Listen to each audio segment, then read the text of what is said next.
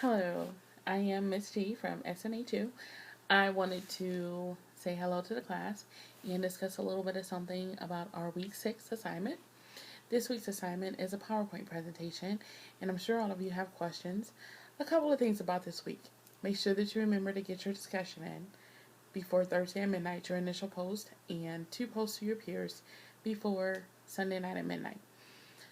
You have your assignment, which is a PowerPoint presentation that's due, and you have your discussion board. But let's talk about the PowerPoint presentation.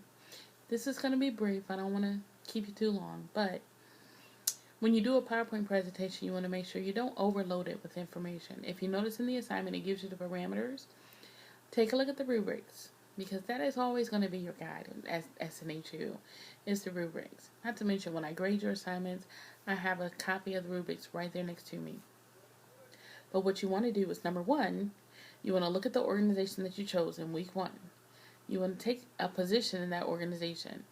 And whether it's a cashier, an executive manager, a human resource representative, or whatever it is, but a specific person.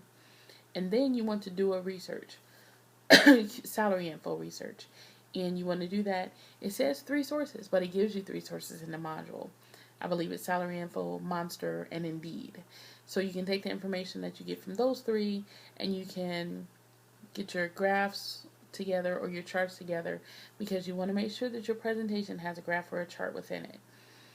And what you're basically doing is you're taking whatever position you choose and you are actually making it so that that position demonstrates what the salary in that geographical area is.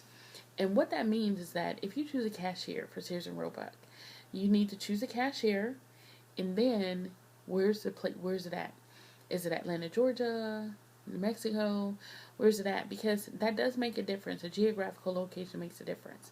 A cashier starting out in Ohio is not going to make the same amount as a cashier starting out in Los Angeles, California for McDonald's, per se, because the cost of living is different and the minimum wage is different and lots of geographical factors go into that.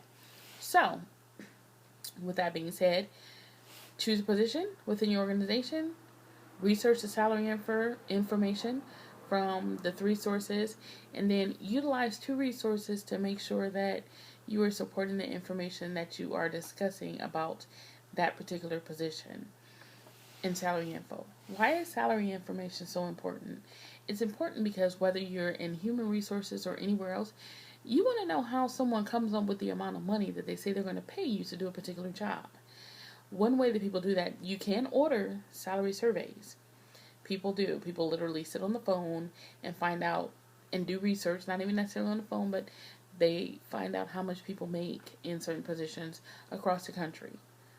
And they gather all of this information and they turn it into a survey, and then they make it and they provide it for people, companies, organizations, or whatever it is, to make sure that they can pay their people properly, or they have some kind of guidance on what it is and how it is to pay people.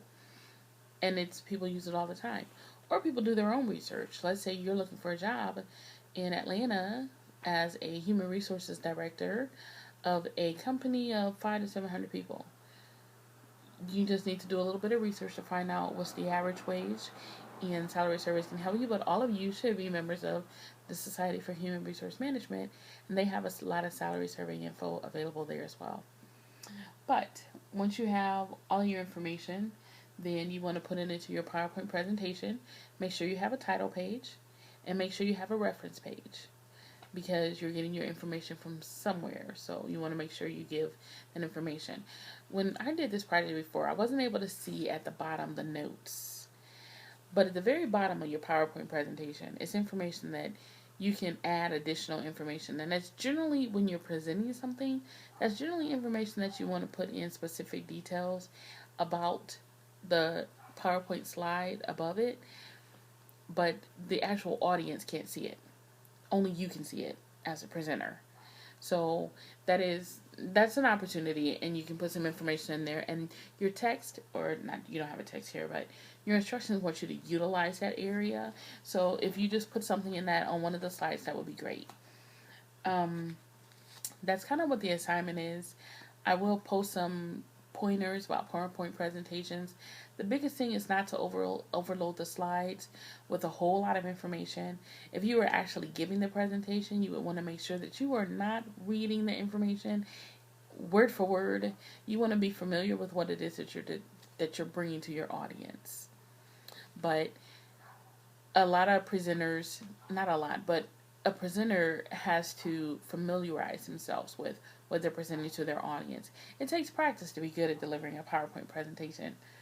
I'm sorry, I have a kitty guest here who's excited about this video that I'm making here. So if you have any questions, do feel free to contact me. I loaded another video.